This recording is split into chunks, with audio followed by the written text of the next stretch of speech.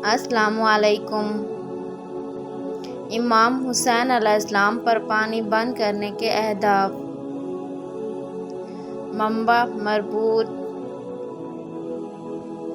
تاریخی ماخذ کی بنیاد پر 7 یا 8 محرم کو امام حسین علیہ السلام کے کاروان پر پانی بند کیا گیا اور اس اقدام سے دشمن کا ہدف بچوں اور خواتین کو تکلیف دینے اور حضرت ابا عبداللہ علیہ السلام پر دباؤ ڈالنے کے علاوہ علویوں اور بنی ہاشم کے خلاف جھوٹا سیاسی پراپیگنڈا بھی تھا۔ فہرست مندرجات: نمبر 1 پانی کی بندش۔ نمبر 2 دشمن کے اہداف۔ نمبر 3 روز عاشور کی پیاس۔ نمبر 4 ماخذ۔ نمبر 1 پانی کی بندش۔ طبری کی نقل کے مطابق پانی بند کرنے کا حکم عاشورہ سے 3 دن قبل یعنی 7ویں کے دن یا حد اکثر 8 محرم کو جاری کیا گیا۔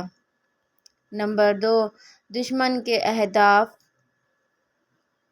اس اقدام سے دشمن کے اہداف کو درج ذیل نکات میں بیان کیا جا سکتا ہے۔ نمبر 1 امام کا لشکر پانی تک رسائی کے مسئلے سے دوچار ہو جائے اور ان کے لیے مقابلہ دشوار ہو جائے۔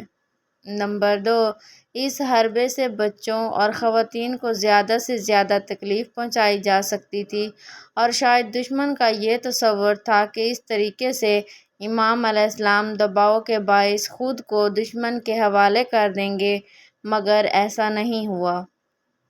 نمبر 3 تیسرا اور اہم ہدف یہ لگتا ہے کہ پانی بند کرنے کا اقدام عثمانی گروہ یعنی بنو امیہ کی طرف سے علویوں اور بنی ہاشم کے خلاف ایک سیاسی اور تشہیری اقدام تھا۔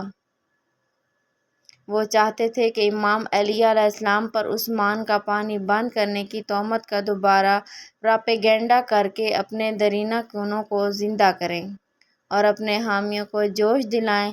یہ جو ابن زیاد عمر بن سعد کے نام اپنے خط میں عثمان اور ان تک پانی نہ پہنچنے کا ذکر کرتا ہے، اس کی وجہ یہی ہے۔ امام علی علیہ السلام یا بنو ہاشم کی جانب سے عثمان کے گھر کا محاصرہ اور ان پر پانی کی بندش بنو امیہ کا بہت بڑا جھوٹا پراپیگنڈا تھا۔ نمبر 3 روز عاشور کی پیاس۔ عاشور کے دن پانی نہ ہونے کی وجہ سے خیام حسینی میں بچوں کی اللہ تش کی صدائیں تھیں۔ شہدائے کربلا نے اسی پیاس کے عالم میں جنگ کی۔